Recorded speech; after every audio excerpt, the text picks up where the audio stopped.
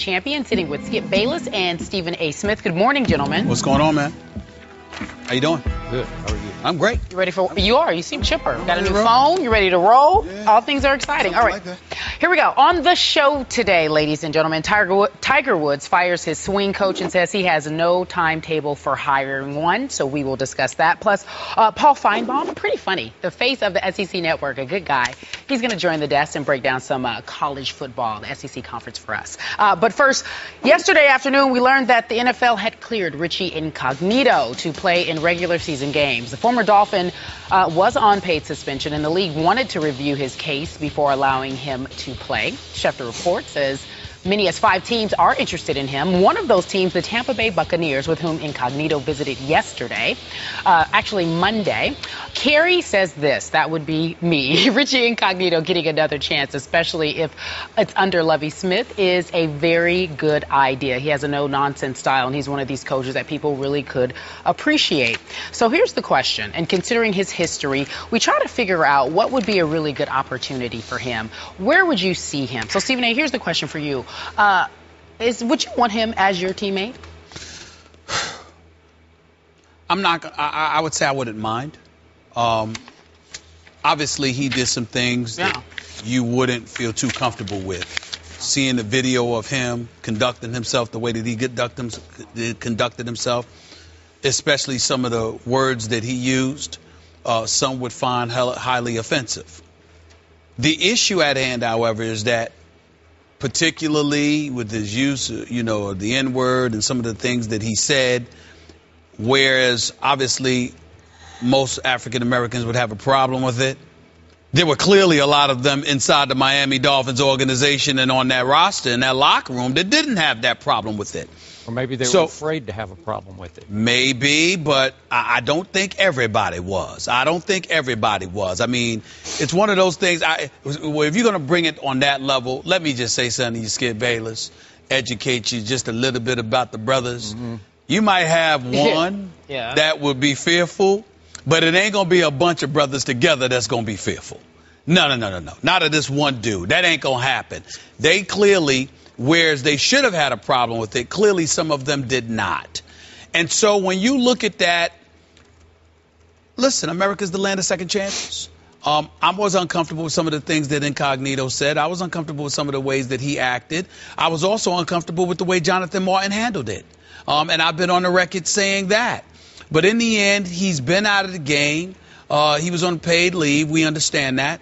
But he's been away from the game. And now when you talk about the possibility of him coming back, who would he be coming back to? That would happen to be Lovie Smith, if indeed the Tampa Bay Buccaneers were able to acquire him.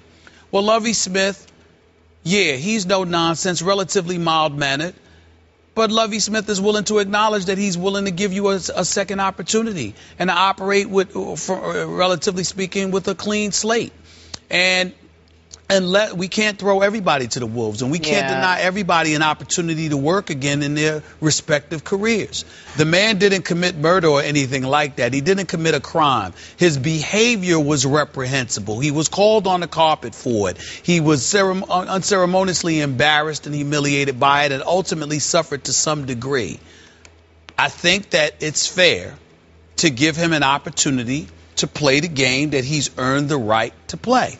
That doesn't mean that we forget how he conducted himself, that we forget how he acted.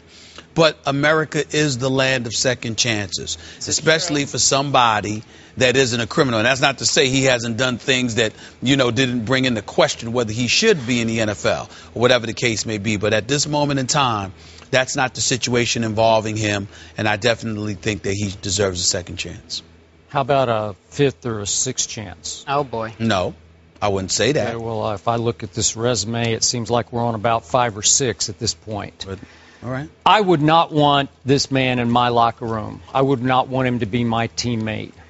I'm not going to condemn Lovie Smith if he wants to go this direction, but I'm a little embarrassed for him that he wants to go this direction. Clearly, they are desperate with both of their offensive guards. Mm-hmm. Clearly, they are on the verge of being a pretty to very good football team. They have a chance to win that division this year. We all know they brought in Josh McCown, and all of a sudden, with the defense in place, you say, well, you're close, but your guards are awful. and they're getting annihilated in preseason games. And you look at Richie Incognito just 2 years ago, made the Pro Bowl, and you say, well, should we dance with the devil or not? Roger Goodell at the Hall of Fame game. I'm not going to say he raved about Richie Incognito, but he said some nice things about him. He said we put him through our programs that we had him undergo, and he's been a model citizen in our programs. But I'm here to submit to you, Richie Incognito has a history of being a con artist with adults, with authority figures, fooling people. Explain that. Yeah. Okay, let's go back to college. They gave him chance after chance at the University of Nebraska, where he was a very good player. And after repeated violations of their conduct code and breaking team rules, they finally just said that's enough. And he left and he went to the University of Oregon. How long did he last there, Mr. Smith? 1 week. 1 week at the University of Oregon. Right. And it was reported that he was to undergo an anger management course and adhere to a strict code of conduct. And apparently in 1 week, those things did not happen. Okay. So he gets drafted in the 3rd round, pretty high, by the St. Louis Rams. Did okay for a couple of years, and then in 2009, he was benched twice during games for losing his composure, screaming at referees, headbutting other players, and finally had a heated exchange with then head coach Steve Spagnuolo on the sideline. Remember that? Yep. 2009. I do remember that.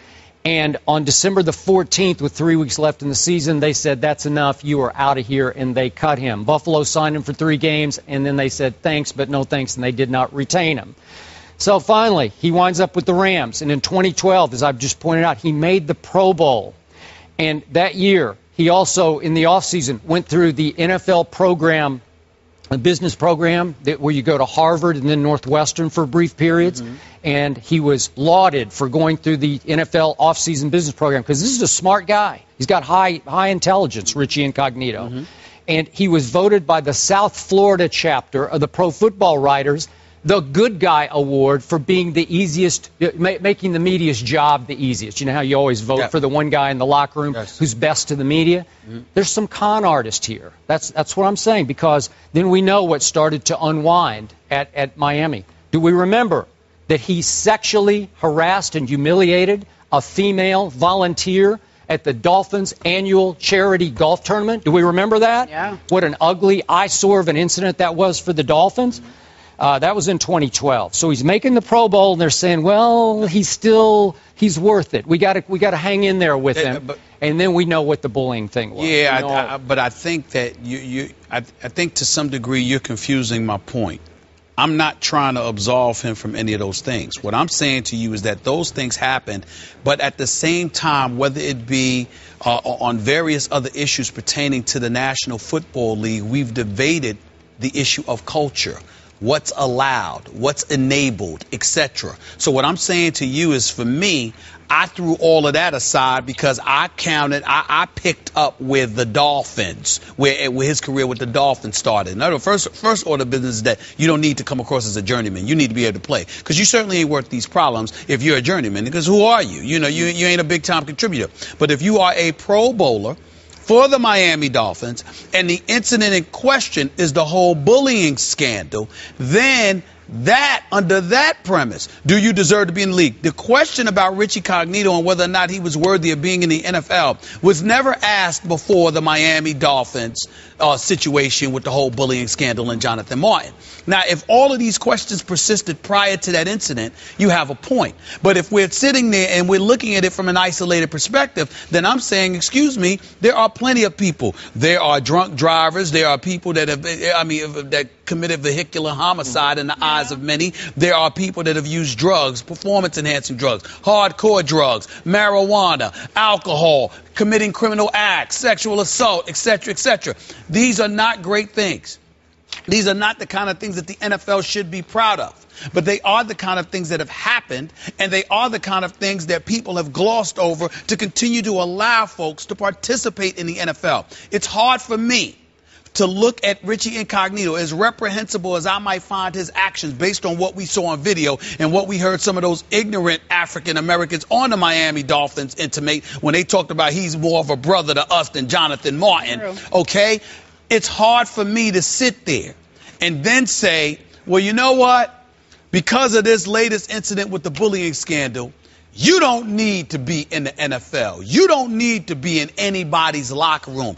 Richie Incognito, for all intent and purposes, based on what transpired in the past, has shown an ability to adapt and adjust to benefit himself. Now, you might call that being a con artist. You know what I call that? Survival.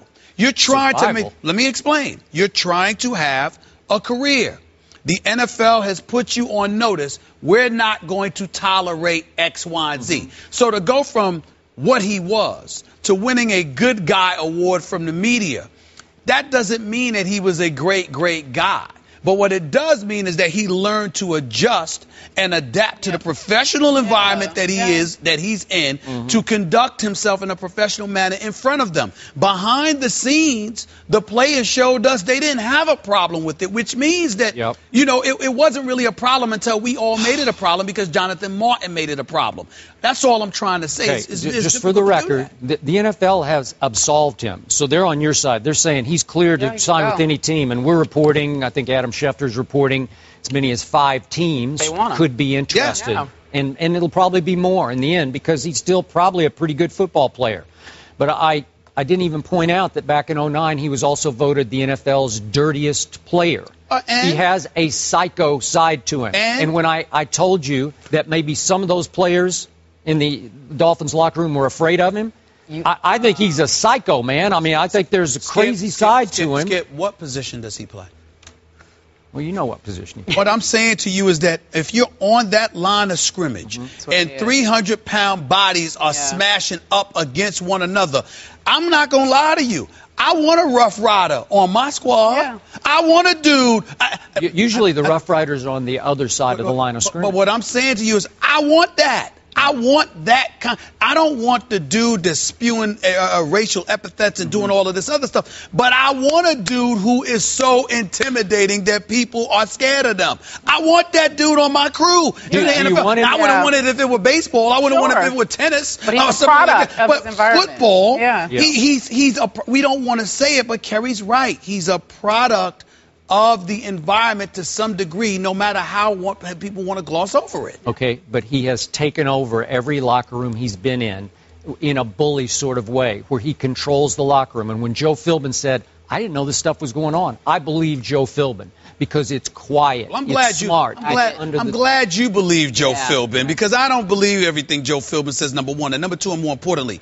whatever Richie Incognito was able to do before, it is clear that's not going to fly now.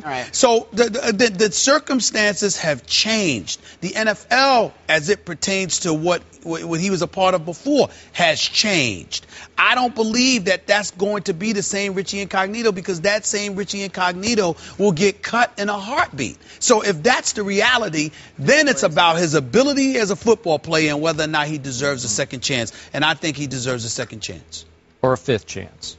Okay. Well, that's a good point. You're right, as you document his bad history. But let's move on and talk about someone else who needs some help. That would be the Rams. Chris Long was on SVP and Rosillo yesterday, and he said the Rams were disappointed that they lost their quarterback for the season, but he was cautiously optimistic because Sean Hill, the backup quarterback, has been a career backup, but he said everything about him is positive.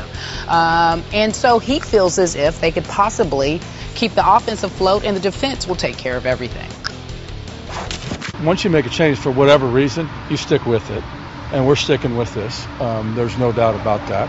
And that allows everybody to get comfortable and have confidence in who's under center as opposed to, well, what are we going to do this week? So there's no doubt that he's our guy, and we're going to move forward. Life of a backup, you might not go in for a few years, but you have to stay ready. But at the same time, it kind of feeds your fire, It just makes you want to get back out there, and then when the chance comes, you're excited and you're ready for it. He's ready for it. Skip, what should the Rams do at quarterback? You know what? Stephen A. If Jeff Fisher is a fantastic coach, and we know he has a fantastic football mind.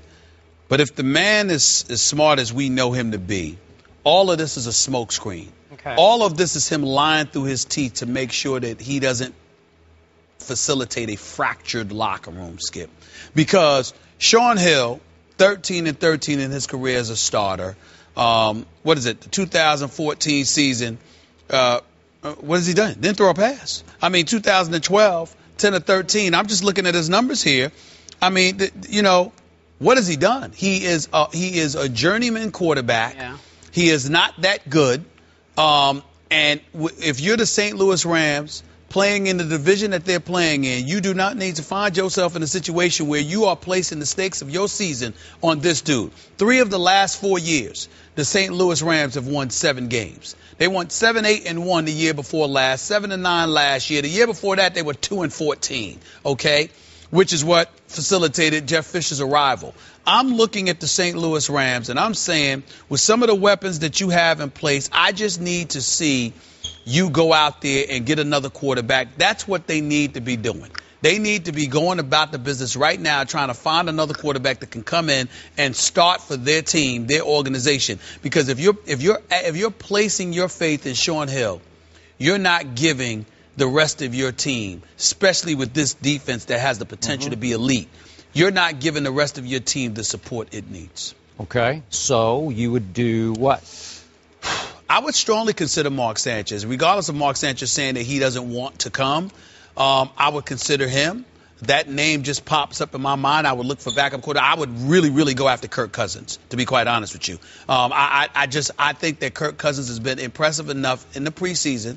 I think he's better than what Sean Hill has shown himself to be. I think that Kirk Cousins has gotten to the point where he's getting tired of waiting for RG3. I wouldn't mind seeing him in St. Louis if they could pull it off. Okay, but you saw Kirk Cousins play as a starter for Washington, and he didn't do much. But again, that's just 3 games near the tail end of a season where they were in the midst of a 3-13 snowfall, free fall. Yep. So I'm not going to hold that completely against him. I did not see a starting quarterback in Kirk Cousins. You are absolutely right. But I didn't see a quality NFL team in the Washington Redskins at the time. Yep. So that resonates with me as well. Okay. So to be fair to Sean Hill, he's not as bad as you portray him to me. I'm not portraying him 26 career starts. San Francisco, Detroit. He's been around, 13-13. He's had 4 300-yard-plus games in his career, all of them losses, I might point out. And yet, it looks to me like Jeff Fisher is saying, we got a terrible break. Let's keep our draft picks in the vault. Let's build for the future and hope a miracle occurs with Sean Hill at quarterback. And it will not occur with Sean Hill at quarterback. So, to me, once I hear, if I'm Jeff Fisher, that Mark Sanchez is saying, hey, I'm happy here in Philly. I don't want any part of that St. Louis situation. To me, he's indicated right away he's on psychological IR this year. He went through such hell in New York with the Jets that I think Sanchez just needs a year off to let his psyche heal. He wants no part of being the starting quarterback of a team on the verge, as you point out, in St. Louis, but a team in a division featuring Seattle, San Francisco, and Arizona. He wants no part of those 6 games. So I'm writing off Mark Sanchez. So either you go with Sean Hill, or I got to throw out one name, and you're not going to like it, but I was the one who brought it up to start with. I'm going to point out to you that if I go back 2 years ago, when Tim Tebow was acquired by the New York Jets, Jeff Fisher was in the mix, according to ESPN.com. He was in the mix for that. Remember when it was Jacksonville, St. Louis, and the Jets?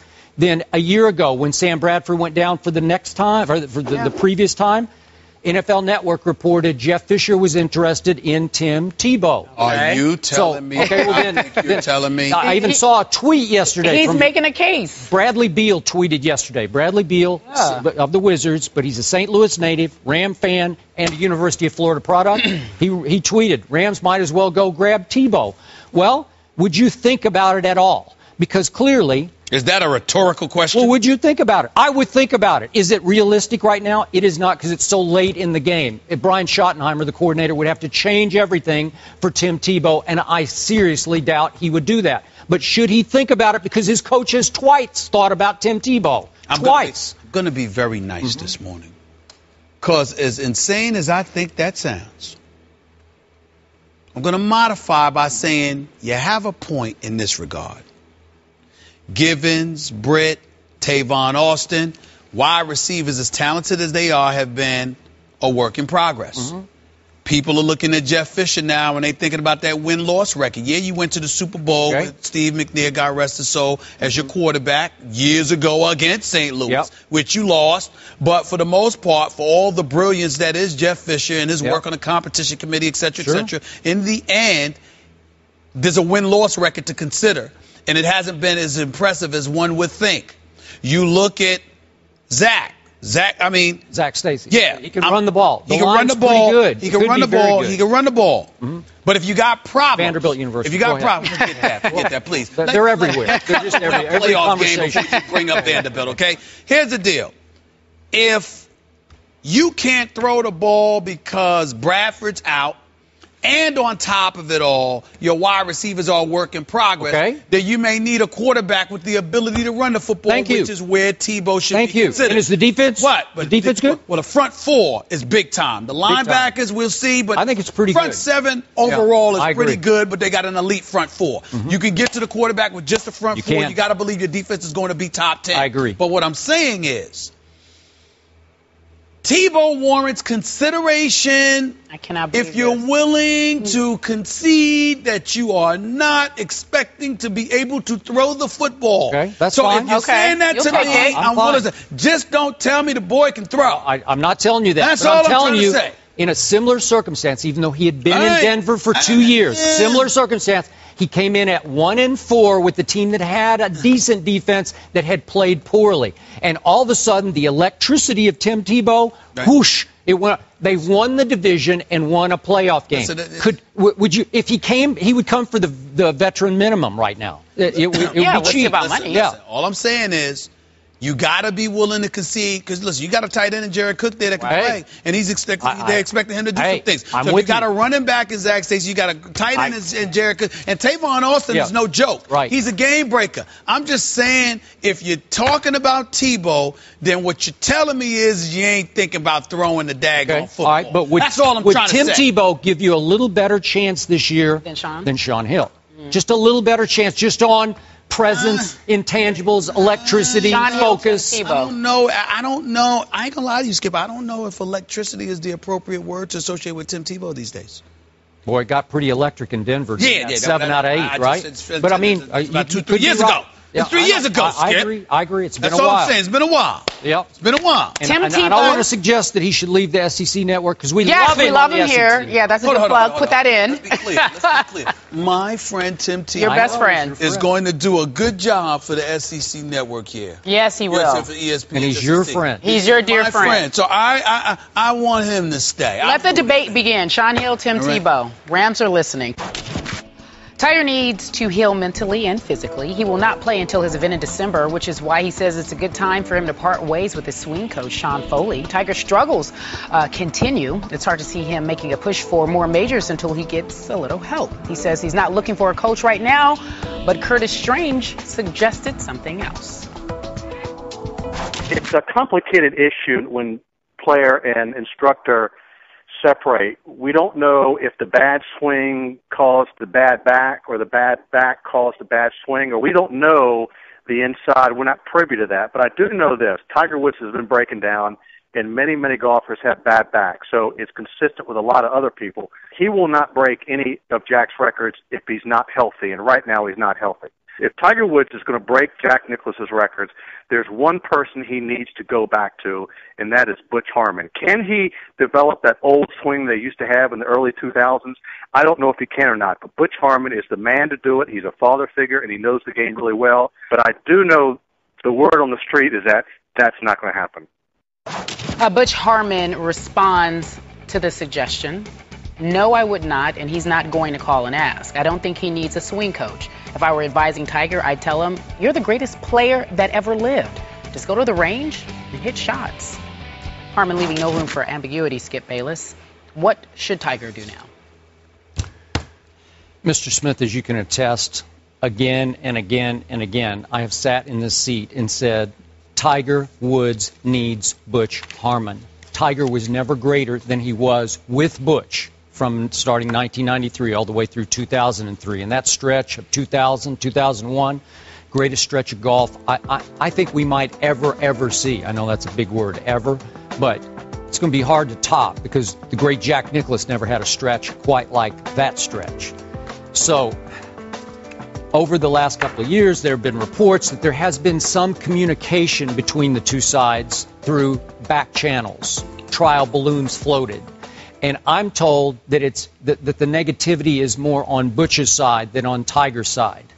They ended badly, as most Tiger relationships do. The one we know with Hank Haney ended very badly. This one with Sean Foley sounded like it ended because Sean Foley was just happy to be there. So he's like, oh, it was the opportunity of a lifetime. He was just happy he lasted as long as he did.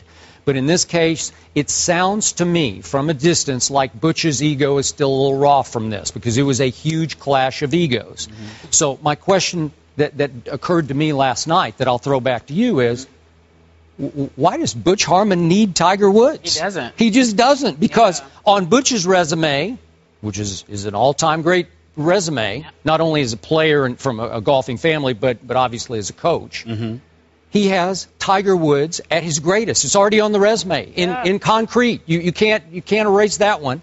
And then he helped turn around the career of Phil Mickelson.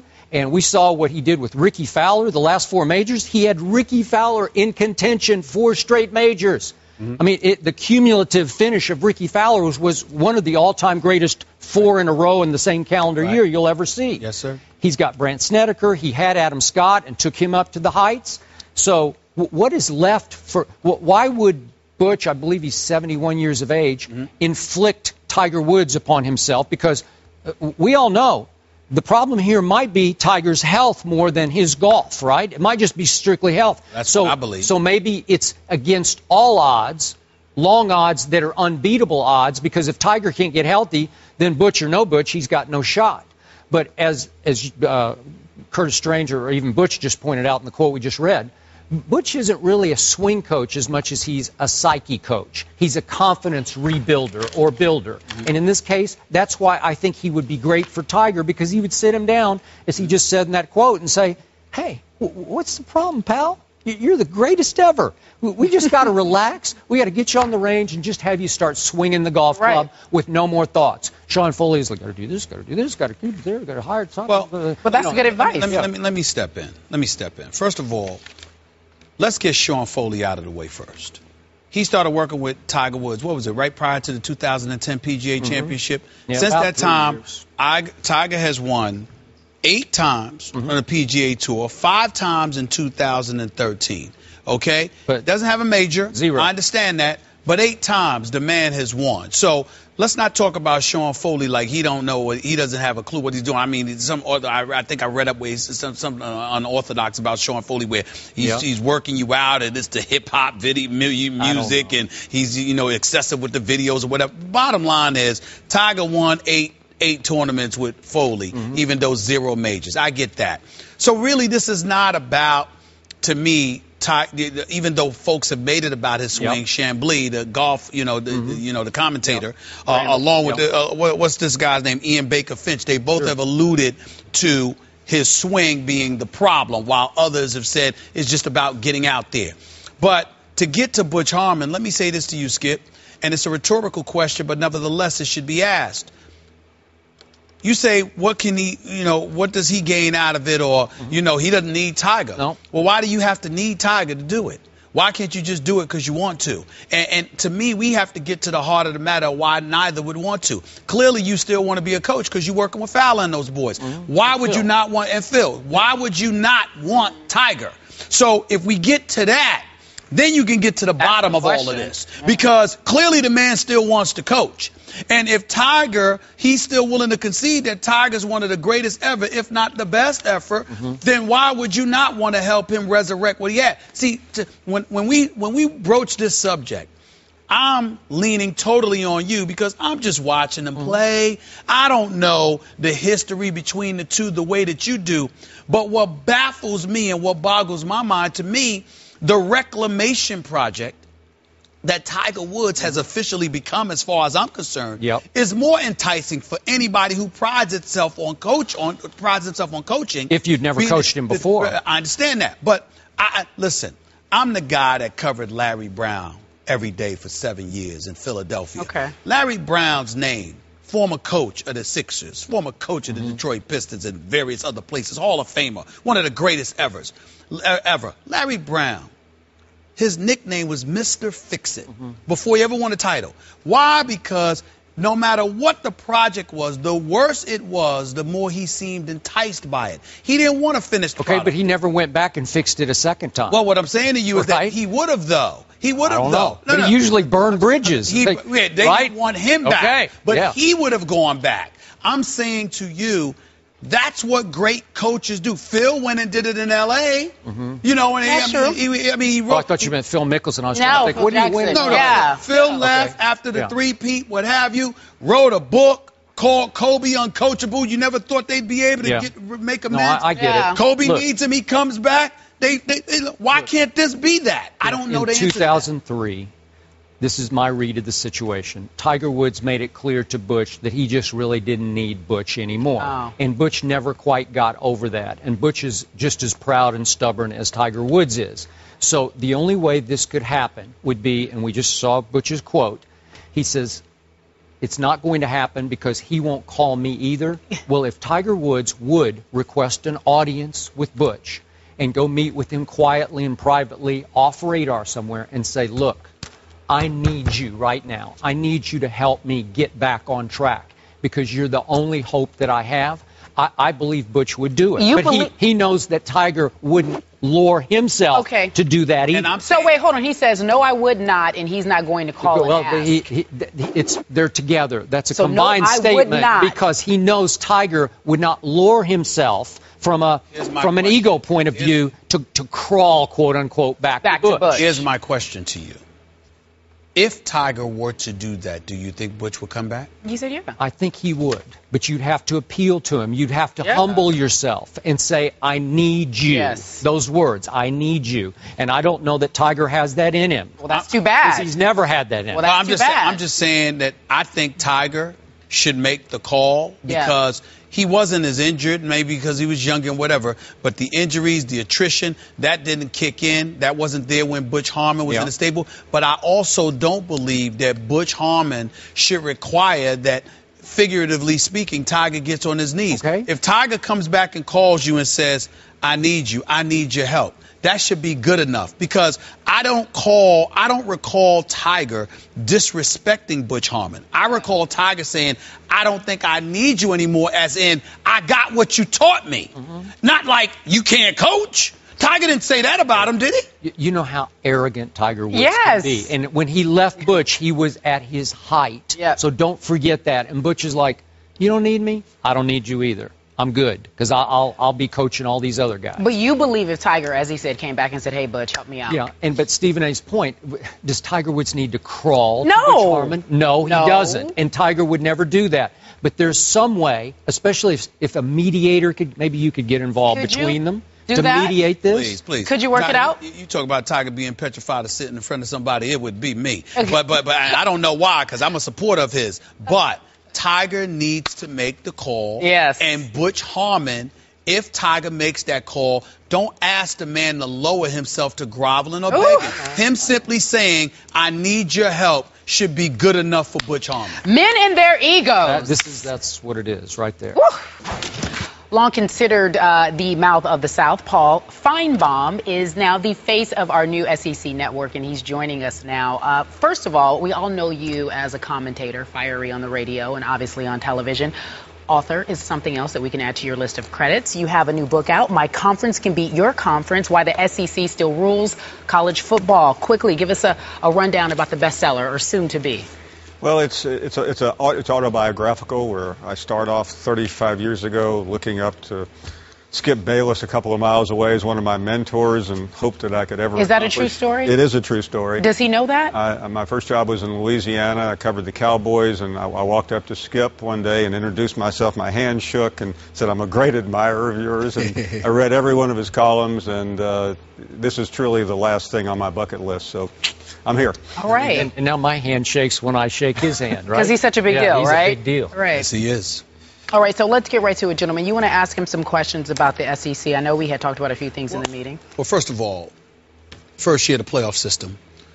People, if this were 2 years ago, you'd probably think 2 or 3 of the 4 teams eligible for the playoffs would be from the SEC. What's the status now? Do you see it that way, or do you see only one making it? How do you view the SEC now compared to what it was as recently as 2 years ago? Stephen A. is the mouth of the South, as the chief blowhard of the SEC. I'm supposed to come here and say there should be 4 SEC schools in, but I'm a realist because I learned from the best, and I don't think there'll be more than one. I think there is, like it or not, a little bit of fatigue from this league, having won 7 in a row and nearly winning 8 and being the dominant story with the dominant coach, Nick Saban. So I think when those 12 or 13 people get into a room, they won't purposely find a way to keep that second SEC team out, but I think ultimately they will. How do you feel the effect of losing to Auburn, to losing to Oklahoma, the kind of effect that had on what you just explained, along with Florida State beating Auburn for the national title? It's probably the worst thing to happen in the South since the surrender at Gettysburg. I mean, is that an exaggeration or no? No, it's not an exaggeration. Unfortunately, it's not. Sheesh. But interestingly, I've spent most of my career in Alabama. There was joyous cheer going up from Tuscaloosa because Auburn was denied, but everywhere else in the SEC, there was heartbreak because, as you both know, there's such great pride in college football down there. Most of the states in the SEC, not all, but most, don't have professional teams, and this is what people gravitate around and rally around. So when I look at the preseason SEC, I still have a hard time not seeing 3 SEC teams in the playoff with Florida State. Even though there are quarterback issues, as we know, at Alabama, at LSU, you could even argue at South Carolina. Those teams, other than quarterback, are so loaded that it's hard for me to believe that Oregon is better than any of those 3 teams as we speak. Is that fair? It is fair, and it's hard for me to believe that as well. I mean, people are going through anxiety attacks because Alabama has lost 2 games in a row where they were double-digit favorites. Nick Saban talks about the process. I mean, you covered the Cowboys in your career. This is really the old Cowboys where there are so many players, the facilities are better than anyone else. Yeah. And he stockpiles. He doesn't have a sure quarterback, although he has Jacob Coker, who was the number 2 to Jameis Winston last year, although he didn't walk out of grocery stores with crab legs. How do we know that? Well, actually, we don't. Okay. But there's no video to support it. And I think he'll be good enough. A.J. McCarron wasn't really a Heisman Trophy winner. He came in second, but that was inflated because of where he was. He was serviceable. He was a system quarterback, and that's all you need at Alabama. I agree.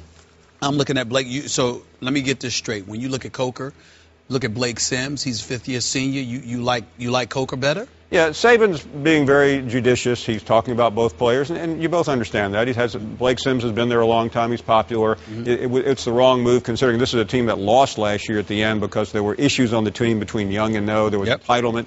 And I think he's playing it smart. You may not even have a starter after Saturday against West Virginia, but you will have a starter when Florida comes to town September 20th. All right. You mentioned crab legs. I believe that Florida State will be undefeated when it's time for Heisman ballots to be in. Will crab legs cost Jameis this Heisman Trophy? Yes. Yes. And really? You gotta be kidding. Really? I am not kidding. I think there's a lot of anti-Jameis sentiment out there, just like there was anti-Johnny Manziel sentiment because of his rather poor offseason last year. And Jameis Winston does not present to everyone, Stephen A likable image. Some people love the fact that he's in your face, and that's what the team rallies around. We saw that last year on Labor Day night when he took, as a freshman, that team under his wings. But he rubs a lot of people the wrong way.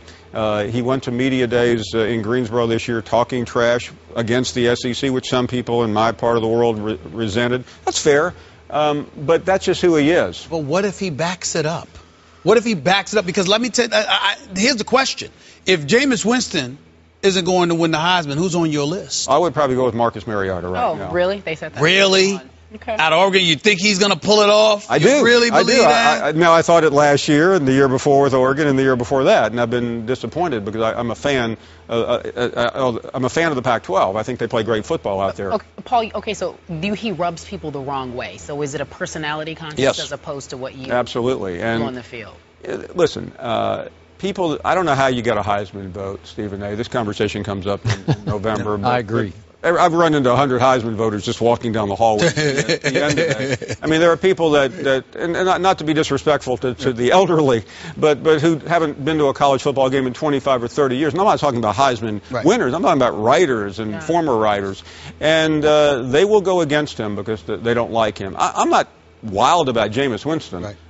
He has turned me off many, many times, but I will vote for him if he's the best player. Let me go to the LSU because we're going back to the S.E.C. and obviously when I look at them, I think about Les Miles. I don't underestimate them. This kid, Leonard Fournette, everybody's been talking about him. Is he really that big time? And if so, how does that factor into the equation of the upper echelon of the S.E.C.? I've rarely seen a freshman come in where he's immediately compared to Adrian Peterson. Yes. But he is. And I don't know. I mean, I haven't been to his high school games in New Orleans, but those who have say he can back it up. And they have good running backs at LSU. The quarterback situation's a little bit iffy, but I think he will be a dominant player. And interestingly, he chose LSU over Alabama, like Alabama needed another running back. You know, when those coaches came through, I asked a number of them about Leonard Fournette, and everybody said Adrian Peterson. Les Miles did not run from Adrian Peterson comparisons. So I think he's going to be a real difference maker as a pure freshman, which could vault LSU with their quarterback issues. Maybe it renders the quarterback irrelevant, maybe not irrelevant, but to Stephen A's favorite phrase, if you can just come up with your game manager, maybe Leonard Fournette and the defense could vault you into the national championship. Well, I'm just looking at it. We're talking about Alabama. We're talking about LSU. What about Auburn? What are your expectations for them this year since they're the national runner-up? What about Texas A&M life without Johnny Manziel? What are your thoughts about that? I don't think A&M has really solved the defensive issues. I mean, they're horrible. They were horrible. We both know. And horrible. Like all-time horrible. Yeah, you just said that. Look, I'm saying horrible because they were horrible. You're saying horrible because you're mad because you think they messed with Johnny Manziel's because they didn't protect him. Stop. But he's in the pros now. But it was incomprehensible how bad they were. I remember a year ago putting the show on, listening to my good friend Skip pick A&M to beat Alabama and win the national. And they may have if it hadn't been for the defense. That's right. I think A&M will have a tough year. As far as Auburn, I think they're overvalued. The schedule is brutal. It is. And I'm not to go. Lost Trey Mason too. Yeah, not to go biblical here, but how many miracles can you have? Yeah, and they've used up two of them already. All right, Paul, we got another question for him before I go? More. Okay. This is the question. After we had Jimbo Fisher on the show, I said that I have never heard a college coach before a season be as over-the-top optimistic as Jimbo was. Like, he's just saying, we're great, man. I love Jimbo Fisher. I know, but listen, you know why he's talking like that? Because they are loaded. Yeah. They are loaded everywhere. They're just like Alabama's too deep. They're too deep everywhere, but they're probably a little more experienced than Alabama is because all these players obviously played up through, or many of them played through the national championship game. So, can you make any case against Jameis and company this year? It would be difficult. They have a road game at Louisville on a Thursday night, and I don't know what Petrino will have there. Probably not enough. Don't underestimate Petrino. But Florida State showed me in the first three quarters of the championship game that they weren't quite ready. I mean, they handled that poorly, and they should have lost. They didn't, but they came back, and Jameis finally caught fire. But I don't think it's absolute. I think they'll get to the playoff, Skip, because they don't have much of a schedule. Who's the biggest threat to Florida State in terms of just national supremacy? To me, it's probably Alabama, but I'm not sure. Who's the biggest threat to Florida State? Well, I mean, Alabama has won 3 of the last 5. So, I mean, it's interesting how the narrative changes quickly with a miracle loss to Auburn. But I think Alabama and Florida State are essentially the same program. Jimbo learned from Nick Saban. Both have very manageable schedules. And in a playoff, who knows? It opens the door a little. Anybody that's a threat to those two, Alabama, Florida State, is there a team outside of those two? I think Oklahoma is going to be very good this year. Very easy schedule, no conference champions. They've had some tough losses already. All right.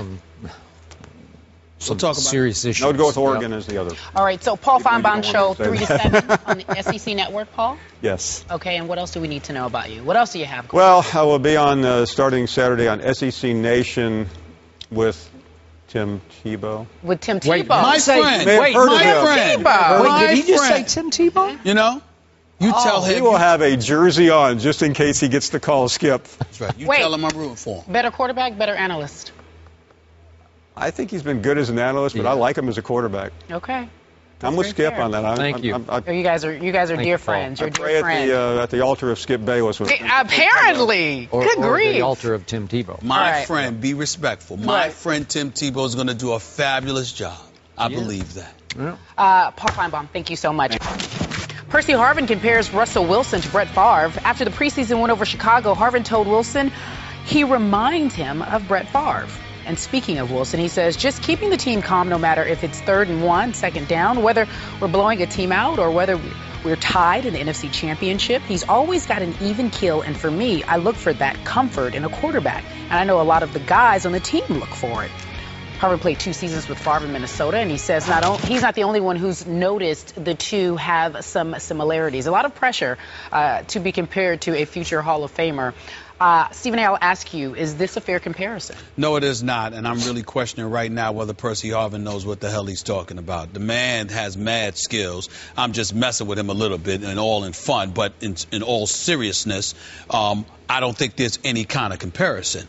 Brett Favre, over 300 interceptions in his career. He was a gunslinger. He was big time, 71,000 career passing yards, future Hall of Famer. All of that stuff is worthy. Brett Favre is deserving of it. I understand it. And hell, in the end, I don't see Russell Wilson ever being better than Brett Favre, but he's not like Brett Favre either. He's significantly more disciplined and judicious. Even though Brett Favre could run, he don't run like Russell Wilson can run. Okay? Now wait, do you remember the young Brett? Yes, I do remember the Brett Favre, and I know he could run. I'm just saying it wasn't like Russell Wilson. I don't know. Run. No, I'm sorry. Brett Favre, and not only that, even though Brett Favre got it done and he's a Super Bowl champion and winning 2 straight Super Bowls and what have you, thank the good Lord for Mike Holmgren, because Mike Holmgren would get in his face and reel him in from time to time. Outside of that, he was a gunslinger. He was very reckless. He was very risque. He would take chances, and that's just Brett Favre. Russell Wilson is far, far, far more disciplined, even in his youth, than Brett Favre could ever hope to be, even when he turned 40. I don't want to hear that. There is no comparison between the two. As far as I'm concerned, they're totally different. I don't buy that at all. So wait, at age 39. Go ahead. 39 I know. years Are you going to go to 33 touchdowns, 7 interceptions, the 102 rating? Are you going to go back to that, the NFC Championship? Could you repeat those again, please? Because he don't have the stats. He don't have the stats. Going back to? There was only, was it only 7 interceptions that year? Yes. Okay. Oh. At and 39. a 102 rating. Okay. And a 102 rating. At age 39. Yep. So last year, Russell Wilson had a pretty good year. He had 26 touchdowns to 10 interceptions. At what age? 10 interceptions. What is he? I don't know what he is. 25. That he will not throw over 300 interceptions in his career like Brett Favre did. That's all I'm trying to say. He's far more disciplined. Will and he throw judicious. half as many touchdown passes as Brett Favre? No, he won't. Thank you very much. But because, number one, because Seattle's offense isn't good enough for him to do that. Number two, because their defense is big time. That has a lot to do with it. And number three, Brett Favre was the gunslinger, but Brett Favre didn't have a Marshawn Lynch in beast mode coming out of the backfield. Yeah. So that would be a reason why, too. Do you believe that Russell Wilson is offended by the comparison to Brett Favre? Not at all. No. But you're a little offended by it. I'm saying because of the lack of discipline that Brett Favre exhibited compared to what Russell Wilson exercises. Okay. That's all. Not skill. Okay. Not skill. But the comparison that they were making, both Percy Harvin and Darrell Bevell, the coordinator, and both worked with Brett, played with Brett, Minnesota, Green Bay. That they were saying that just in demeanor under fire that Russell Wilson reminds them of Brett, because Brett was a cool customer under fire. I realize he was a rambling gambler and he took way too many chances. But their comparison was Percy is saying in the huddle on 3rd and 1, he comes across with the presence and the confidence of Brett Favre, and it inspires the other 10 in the huddle to think, we got this. Okay. We're going to pull this one off. Well, that's not the comparison I was drawing. Well, that's what they were. I'm only reacting to what they did. Saying, in the huddle on 3rd and 1, the composure is the same. Y'all sat there. I'm like, yo, what do you mean Brett Favre is like Russell Wilson? Russell Wilson is far more disciplined. Brett Favre is far more reckless. So that's all I'm saying. But nobody would even think to leap to put Brett Favre and Russell Wilson in the same breath as players. No, I'm talking about temperament as well. I'm talking about if Brett Favre is the type of person that'll go out there and go, man, please, I got this. I got this. You got it. That's who I am. Russell Wilson is the kind of dude that he's just a bit more judicious, more disciplined. We'll follow the game plan. Let me not hurt our team. As opposed to saying, not only are we going to win, I'm going to be the one to do it for you. That was the problem with Brett. Not just in New York, but in Minnesota to some degree. People felt like he had the mentality, look, it's not good enough for me to win. That's why you have people screaming at him, oh, you remember that call that they made? Brett Favre, he drops like the pass. He pumps. Interception. I can't believe what I'm saying right now. It was intercepted. What a great call. Are you talking about the championship game? The NFC championship game. Yes. Because the announcer, the announcer was saying, he said, you can take a knee and try a 56-yard field goal. Yep. This ain't Detroit, man. This is the Super Bowl. What they were saying is that Brett Favre, man, we know you can play. We know you're a future Hall of Famer.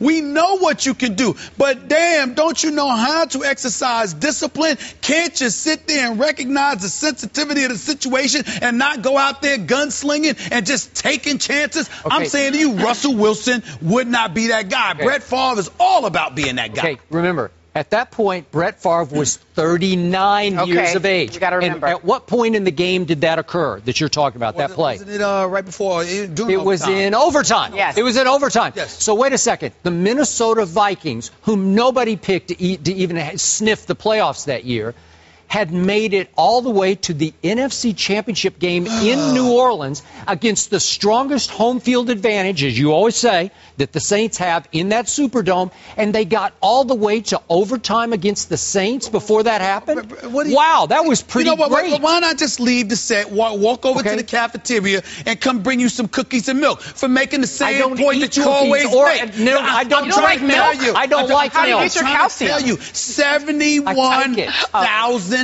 passing yards, a Super Bowl championship, 2 trips to the Super Bowl. I mean, listen, they should erect a statue in Green Bay for Brett Favre. I get it. Nobody's questioning what he could do. I'm just saying to you, there were times where he took unnecessary chances, and he wasn't.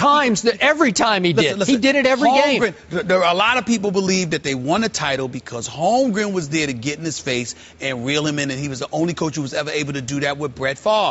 I'm saying with Russell Wilson, you don't have to worry about that. That's his makeup. He's fine with that. He's studious. He's a student. Okay. He's about doing that. He's about doing it the right way, not his way. Okay. But every once in a while, Russell Wilson breaks the play and takes off running. And you know what? It's pretty effective. It's when the other stuff doesn't work. Okay. With Brett Favre, I just want to do it my way. John Gruden tells the story as a young assistant under Mike Holmgren in Green Bay. There was a classic game in which Mike pulled Brett off to the side before a crucial series and said, do not run on this play that I'm calling. Run the play as I'm calling it and throw the football. And Brett tucked the ball, took off running, and scored a touchdown. And Holmgren threw up his hands and said, I'll never say that again to the guy. Yeah. Because that's just Brett Favre. And it worked. I'm saying to you, it did work most of the time.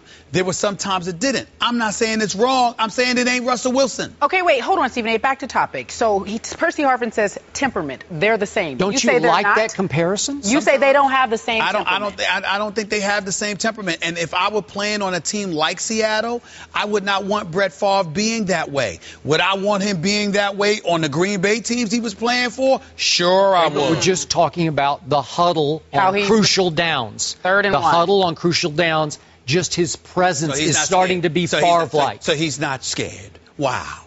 What? Here, congratulations. Brett Favre wasn't scared. Cookies and milk. Talking about a top 5 all-time quarterback. Cookies and milk. You don't take cookies. I don't eat cookies and I don't drink milk. And you take your calcium. Yep. Okay. Whey protein. That's what you do? Okay.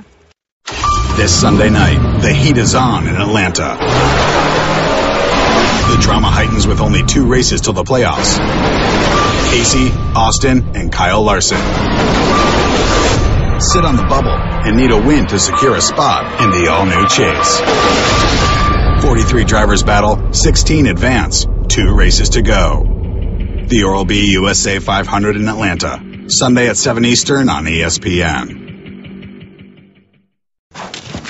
Lovie Smith says he's a big believer in second chances, which is why he has some interest in former Dolphin Richie Incognito. Incognito was suspended with pay, and according to our Adam Schefter, was recently cleared to play by the league. Several teams are interested in him, but clearly it needs to be the right team, the right fit, the right environment. Lovie seems perhaps like a right fit for his quote-unquote second chance. Joining us now to talk about this in further detail is our NFL analyst, Brian Dawkins. Thanks for being here. Thank you. You're looking sharp today. I do what I can with what I have. Yes, you do well.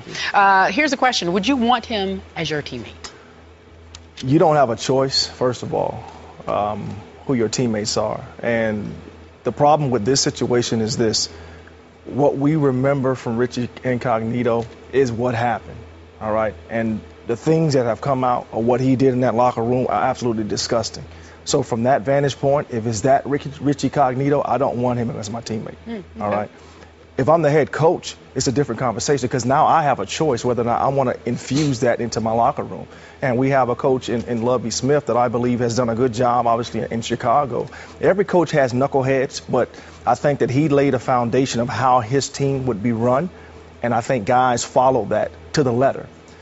You then, as a coach, have to know your locker room, all right, when you try to infuse a guy that is coming into that locker room and what could potentially happen.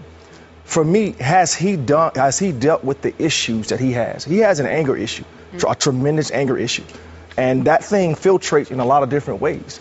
And you saw that, obviously, with the Dolphins, but it's not just with the Dolphins, because when you say a second chance, this is not just with one team that this has happened with. This has happened in college all the way up until, I think when he was with the Rams, I believe. Yeah. So this is not just a second chance. But for Lovie to, I guess, kick the tires, so to speak, I guess for lack of a better term, I understand that part. But if I'm the head coach, I don't bring him in. I don't want to bring a guy like that potentially into my locker room when I'm trying to build something new with a young group of guys, especially that offensive line. Go ahead.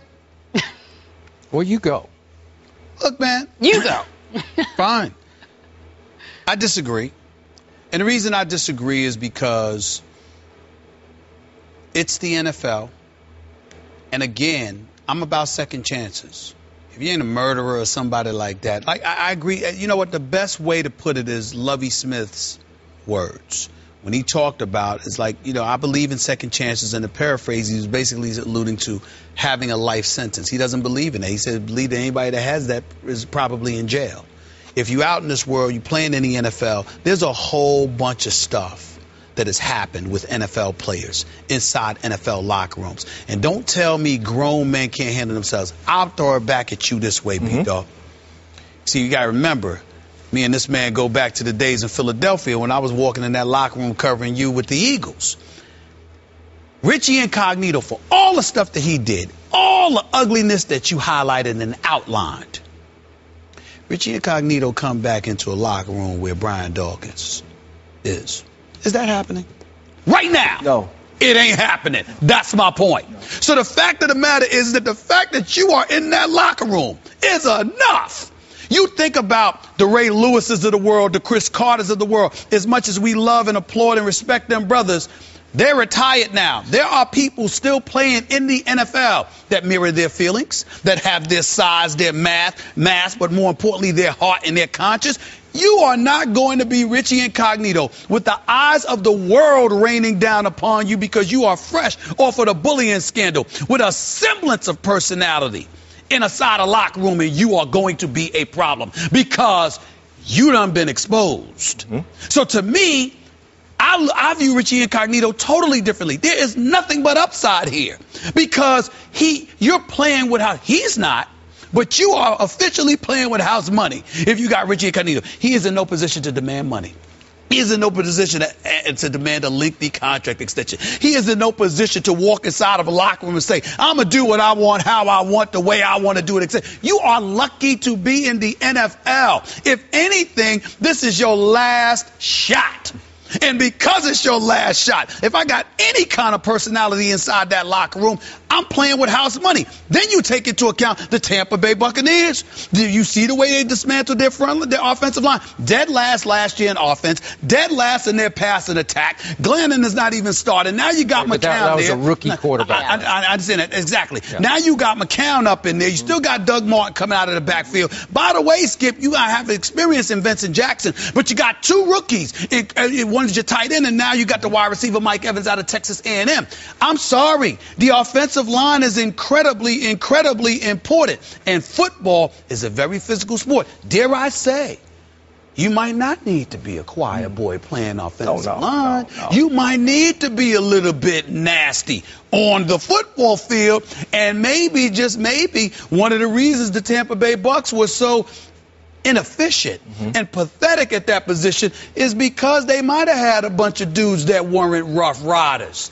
And I'm telling you right now, you Vincent Jackson, you Josh McCown, you Doug Martin, you kind of need somebody like that. Just somebody that leaves it on a football field and knows how to act in the locker room. And I don't believe that Richie Incognito at this point in time, because you acknowledge his intelligence, Skip. High. He knows better now. Why not? Why not? Let me say this. I agree with what you're saying about the choir boy. I think everybody want to think everybody. Listen, football is a violent sport, and we go out and handle our business accordingly. Right. Anger, and if it is not dealt with, manifests itself different ways. Right. It may not be an outgoing anger. It may be he's in the locker room, in the meeting room with his offensive lineman and begin to just buck the system a little bit. Why do we have to do that? Why do we have to go and do these things? Those are the type of things I'm talking about into a young group. So you begin to bleed bad things onto a young, impressionable group, not the defense. Right, but what about the I said they're playing with house money? Because he can't do that now. Again, if just like we never thought in Miami that a locker room would be as bad as that. I never in my life thought a locker room would be that bad as that locker room was, because nobody was saying anything. Right. So in this situation, I'm not saying, and this is speculative, and I hate to do this because I'm not saying he's going to go do something like that, but as a head coach, I have to take these things in consideration. If I do bring that into the locker room, and he's in the meeting room with my young, impressionable offensive lineman, and not to the extent of happened in Miami, but some of the negative traits begin to come off because of his anger issues that have not been dealt with. That's what I do not want in the locker room. As a player, listen, you bring him in, we're gonna kick the tires, we're gonna see if you fit into what we do, and if you don't, we're gonna have a problem with that. As a coach, I have to now try to have a understanding of as many things as I can. I don't know everything, but I have to know the major things, and that's what that was lacking in Miami. Okay, to reiterate, University of Nebraska finally decided more trouble than he's worth. Immediately, University of Oregon decided more trouble than he is worth. Steve Spagnuolo, head coach of the Rams, finally decided more trouble than he's worth and cut him. We know how it went down in flames in Miami, precipitated by the sexual harassment and humiliation of a female volunteer at the annual Dolphins charity golf tournament.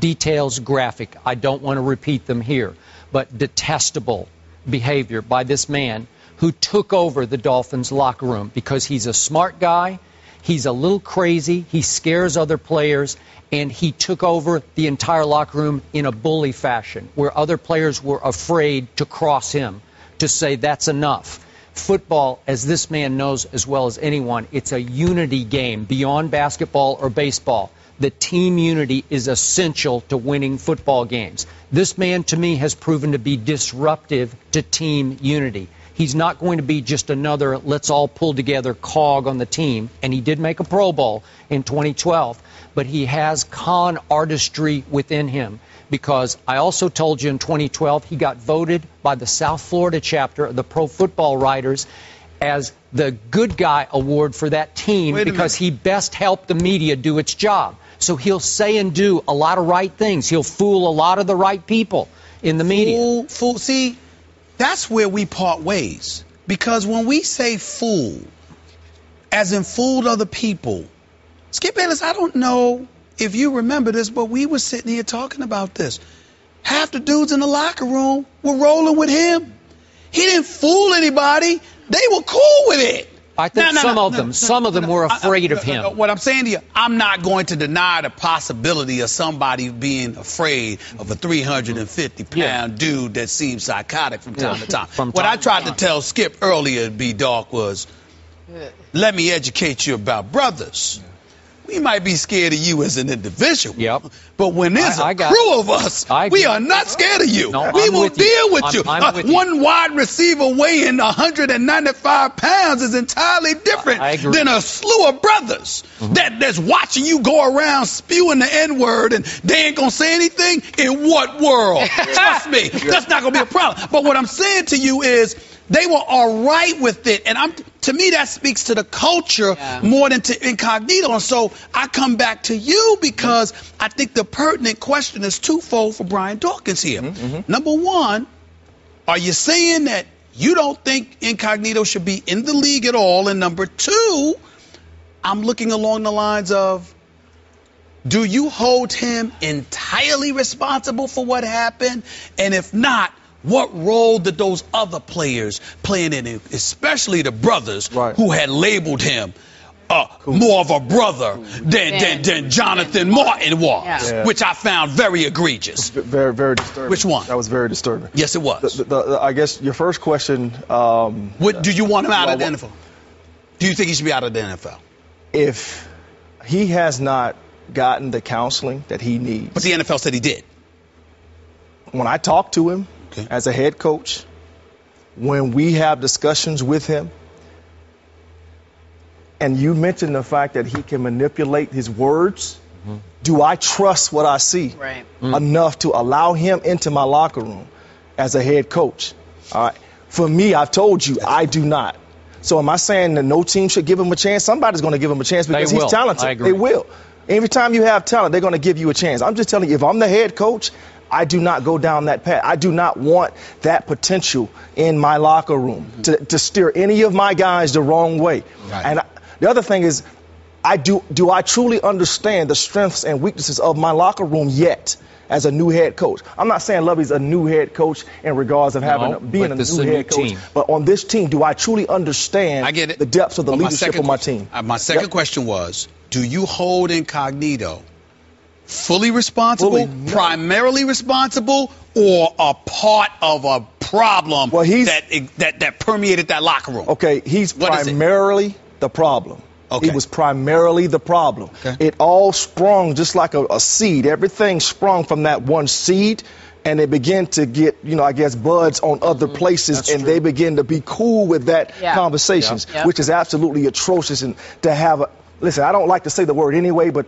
now let's just leave it there. I can't. Okay, so bottom line, if I could drop Richie Incognito into your Philly locker room that you covered, I think you might have a chance to sort of ride herd and monitor him. But it would have to be a team with a strong backbone of veteran leadership. But even then, I'm not so sure. Here's the problem. Again, I'm not in the offensive line room. I don't meet with them. Jeremiah does not meet with them. The other guys, those guys are not in those locker rooms. They're not in the meeting room with him on a consistent basis. Now, I may see things out in the open, and we can address those things. Enough, But in that room, nobody's in there. Skip, Kerry, Brian Dawk, last comment. As an aside, strictly on personality, not about age or skill. If Incognito can be brought back, then I don't want to hear anything about the T.O.s of the world, the Ocho Cincos of the world being ostracized from the league because of them being distractions. If Richie Incognito, and I support him getting a second chance, but if he can get a second chance, then those players, people like that, should not be pushed out of the league because they were a distraction. This was a distraction. Never recalled Ocho Cinco or T.O. And I guess moving forward, B-Doc, and Skip, to your point, we'll call it in air quotes a second chance because he has had more than his fair share of chances. Cowboys wideout Dez Bryant and his agent have been in talks with Cowboys about a long-term extension for months. And according to the Fort Worth Star-Telegram, Bryant believes there's a big chance that they will have an agreement before the season starts. Here's what he had to say. I honestly feel like what I do, sooner or later, I'm going to get what I deserve. I believe it. That's why I don't stress about it. There's no need to stress about it. It's coming. I know it's coming, so no need to worry. The owner, Jerry Jones, his response, he says, well, he wouldn't refute it and that Dez has a really good sense of the situation. So here's the question. Should Jerry Jones lock him up before the season starts? Right now, B-Dog, he makes about $2.5 a year. So should you don't like that number? Yeah, I know. Not for him. Oh yeah, not for him especially. So should Jerry Jones try to do this before the season starts? The problem with the Dallas Cowboys, and one of the reasons they had to let one of their best defensive players of all time go, is because of their inability to manage the cap. So they've been pushed against the cap for a long period of time. And when you begin to filtrate the offense with just a flow of big contracts, Tony Romo, I think offensive tackle, Todd Smith, T. Smith just got his big deal. You begin to neglect a defense that is lack or void of talent, all right? That's the issue that the Dallas Cowboys have. Has Dez Bryant earned the right to get a big deal? Absolutely, in my humble opinion. Yeah. I believe he has. I believe the numbers that he puts up, if you put him with any receiver in the game right now, I think that he's top 3, top 4, whatever you want to call it. I believe he's done that. Now, the question then lies, has he matured enough in his antics, so to speak, controlling the emotional part of him enough to give him that big payday now? I'm of the humble opinion that he has done that he's been able to come to grips and understand that he can use the motivation of the emotion that he has in a positive direction. Okay. I think he's doing that now. Calvin Johnson makes 16. Larry makes 16. So you think Dez belongs in that range? Maybe not quite Calvin Johnson, but up in that range, yes. All right. Stephen A. Outside of Megatron, I don't know a receiver in the game that I believe in more than Dez Bryant. The brother's a stud. It's just that simple. If there's a problem with him not getting his money right now, it's because of the ineptitude of these fake, phony frauds known as America's team by a bunch of people that I don't even know. I'm not. Don't interrupt me. I'm not finished. I'm not finished. That's right. That's right. Let me tell you something right now. That's right. I'm being redundant here because it needs to be redundant. The pathetic Cowboys sitting there and robbing America of its stature by labeling itself America's team, being synonymously, religiously, perpetually associated with mediocrity. 8-8, 8-8, 8-8, and before that 6-10, paying a quarterback $55 million in guaranteed money with a bad back. He even get know cut. All that. And I'm heard it day after day. So what I'm saying is this. I am getting to the point. I have been at the point. My point is, I understand the inefficiency with the cap. I understand that in practical terms, theoretically speaking, literally speaking, it might not behoove them to give Dez Bryant his money. But that ain't because of anything Dez Bryant has done. It is because of the ineptitude of the Cowboys organization. Dez Bryant is a stud. He is big time. And by the way, zip it, I'm talking. And by the way, not only is he big time, Skip Bayless, here's the problem. This dude, that emotion that Brian alluded to, that's exactly what the Cowboys lack everywhere else.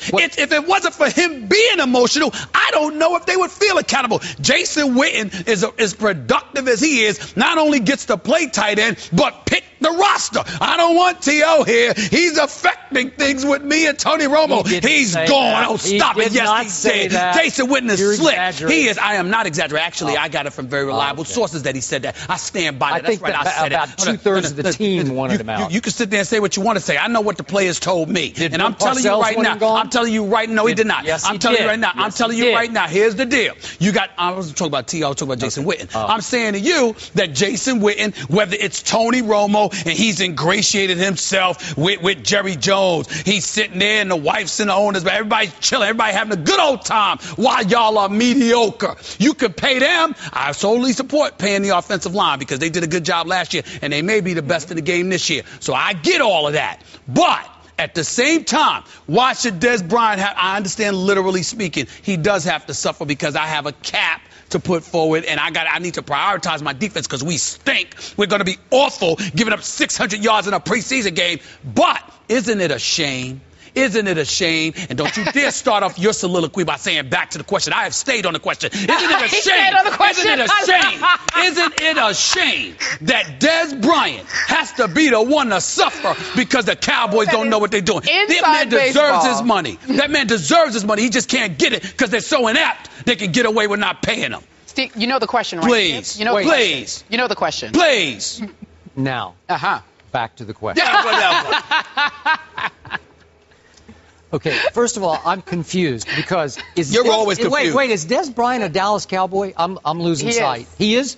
So he's one of the fake phony frauds? Yes. The Dallas Cowboy? No, but the brother can play, but he's a fake phony fraud. Him. Which is it? It's the organization.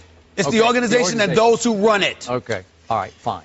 Okay, now let's get serious for a moment. Serious? Because it's difficult. Do I look like I'm playing? Yes, you do, but that's okay.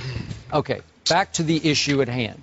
Would you give Dez his money right now? Because you could wait. You don't have to. I think his base this year is $1.78 million. That is humiliating, to say the least. But you could. If you really chose to, you have the right to franchise tag him the following year, and the following year, and the following year. Now, you'd have to keep going up to quarterback money for the third year. But you could do that if you really wanted to do it. And now we're back to this young man, and I'm a big fan. But he had 4 or 5 what I would call relatively minor incidents on and off the field over his first. Well, don't give me an because the one I'm about to get to wasn't relatively minor, because in 2012, as some of us remember, he was arrested for allegedly striking his mom during an altercation. Remember that one? Okay, so the team has to sit back and say, has he grown up? Can we trust? If we give him a Megatron-like contract, and Megatron got almost $50 million guaranteed to sign. What's the contract? 7 years, $114 million. This is huge money. And he deserves it. He deserves it. Okay, could you trust, if you're Jerry Jones, if you go to sleep, probably about 2 o'clock in the morning, that at 3 o'clock your phone wouldn't ring? Dez is, no, you can't have that. You got to be able to trust that he's become a leader and a cornerstone of your football team.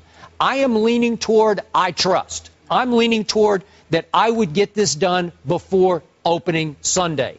And I believe Jerry will go in that direction. Now, will it be Megatron money? I'm going to say it'll be close, but no cigar. Doesn't deserve to be that level. I would agree with that. Now, Eugene Parker is the agent, and Jerry has always had pleasant negotiations going all the way back to Deion Sanders with Eugene. He has high regard, and I think they have good chemistry. Sure, Eugene is big time. He's big time. So I'm going to say Eugene and Jerry will get this done, and Jerry will sort of close his eyes and say, Dez, I love you. I believe in you. Let's go forward together in partnership here for the next 5, 6, 7 years, and I'm going to trust you, and I think he should, but it's a close call for me.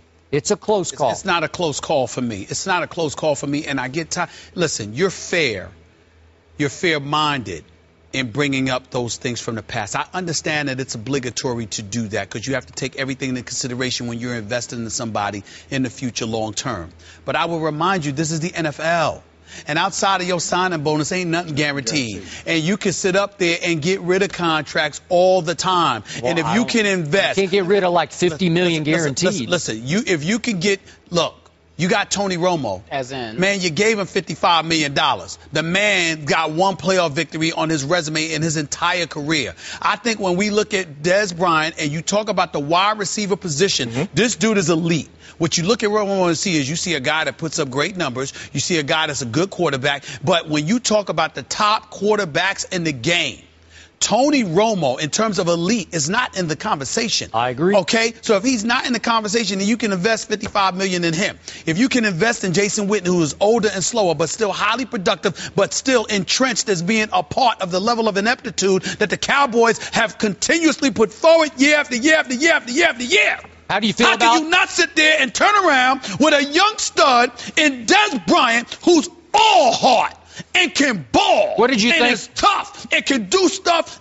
You can, whether it's fly patterns, it's going over the middle. That's playing in the slot. It does not matter. This dude is big time. Okay. And you got to treat him like that. Okay, Tyron Smith got $40 million guaranteed. That's right. And I had zero issue with that. No issue. Because he's had zero issues off the field, and he has emerged as one of the best, if not the best, left tackles in the game. Well, what about Dez Bryant and how he's matured and evolved? Well, we hope so. What used to be an issue with Dez is now a strength, in my opinion. Okay. That emotional side that was out of control, I believe that he's come to grips with that, and that will fuel him going forward. I don't think the money will change him in the negative way. I think it'll be a plus for him to even be a better leader. Absolutely, he's earned it. Absolutely. Brian Dawkins says Dez Bryant's once was a weakness is now a strength. That's good. Good insight. Leave us with that, and we'll see you tomorrow, hopefully. All right. Now that LeBron is back home and the three-team trade that made Kevin Love a Cavalier is official, let's take a moment to reflect on his recruiting skills. Once he signed, the Cavs were able to acquire Mike Miller, James Jones, Sean Marion, and, of course, Kevin Love. The next question for the team is, can they add Ray Allen to the mix? All right, Stephen A. What do you think, and we've said on the show before that he is the general manager as well as the player. What do you think has changed about LeBron? His maturity level is elevated significantly. There's no doubt that he's not the same guy.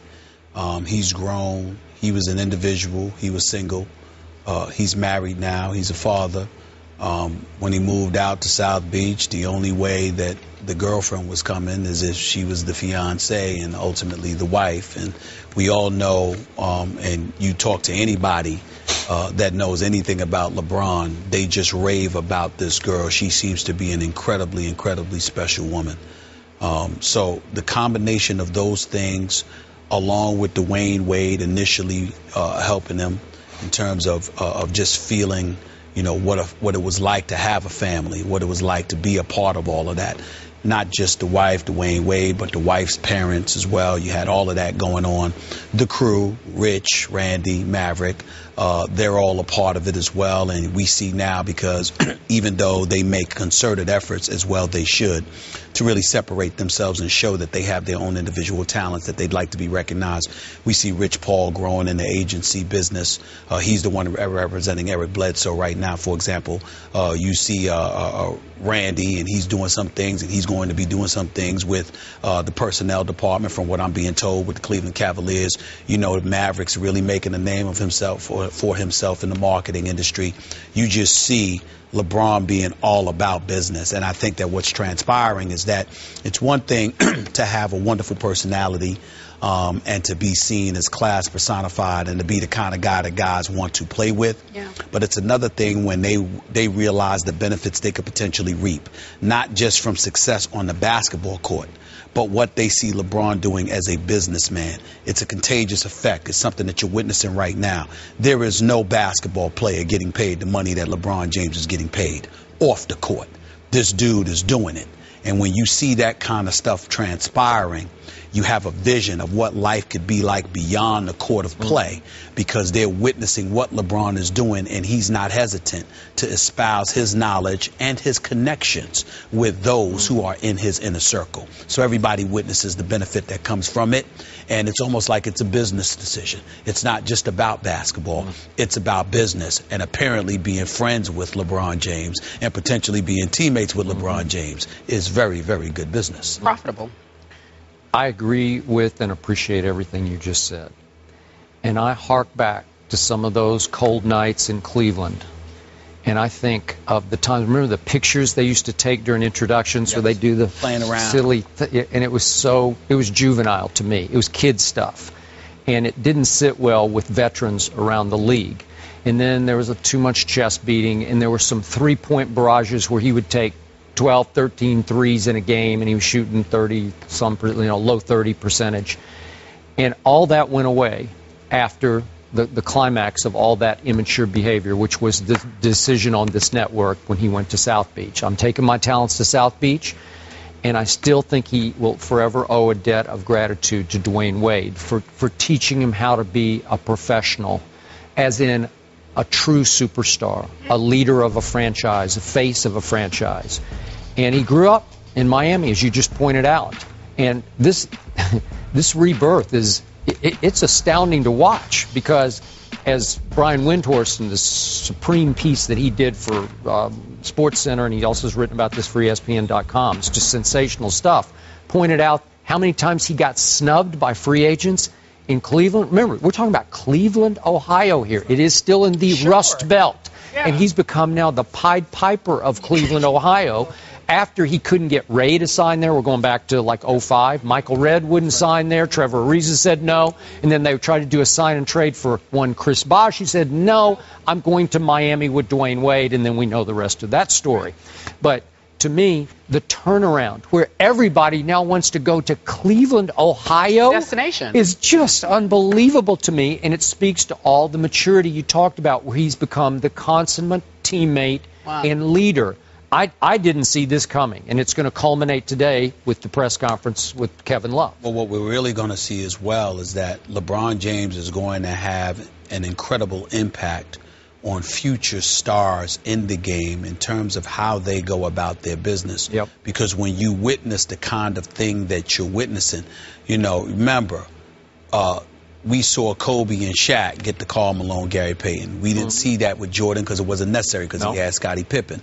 But it's a different age. And stars now, if you want to get players to play for you, LeBron James is providing the blueprint. Well said, gentlemen.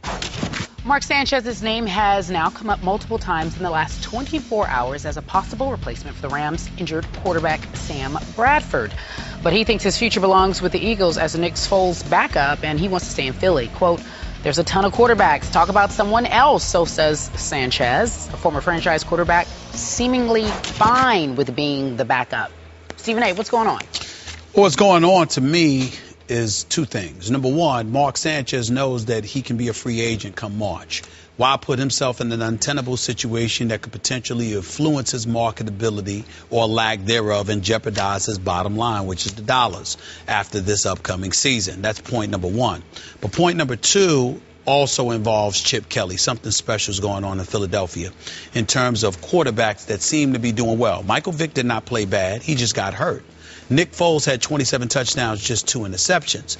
Mark Sanchez. Even Matt Barkley has looked relatively decent in the preseason. I was speaking to George just a bit earlier this morning, and he was highlighting some of those things. Nobody knows the Eagles better than him.